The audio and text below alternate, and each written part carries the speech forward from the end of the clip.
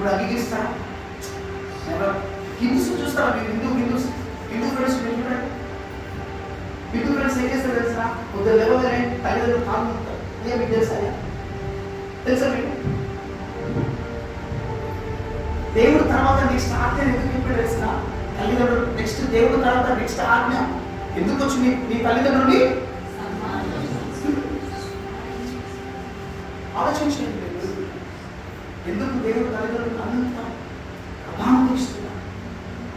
ఆయన కంటి కనబడిన దేవుడు, కంటి కనబడిన దాని తర్వాత ఇంకొక దేవుడు ఉన్నాడు. ఆయన దేవుడి సేవకుడు, సంఘ కాపరి. దాని తర్వాత ఇంకెవరు లేడు మనకి. ఎవరైనా ఎదిరించండి, ఎవరైనా కొట్టుది తర్వాత ఇచ్చిన తర్వాత. Praise the Lord. కానీ ఈ ముగ్గురు దేవుడు, తల్లిదండ్రులు, సేవకుడు, వీరు ముగ్గురులోనే మన ఆశీర్వాదం ఉంది, మన పతనం ఉంది. ఇంకోటి ఏమంటుందని ఆలోచన, మన కర్స్ అండ్ బ్లెస్సింగ్, మన శాపం వాళ్ళ చేతుల్లో ఉంది, ఆశీర్వాదం వాళ్ళ చేతిలో ఉంది. ఎంతమంది నమ్ముతారని చెప్పింది కరెక్ట్ కదా? అవునంటారా కాదంటా?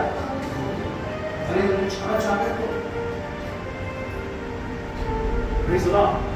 హల్లెలూయా, హల్లెలూయా, హల్లెలూయా, హల్లెలూయా. ఈ వయసు ఏమైనా కాదు, దేవుడితో ఉన్నట్టు తల్లిదండ్రులతో ఉన్నాం. నాకు తెలుసు మా ఇంటి దగ్గర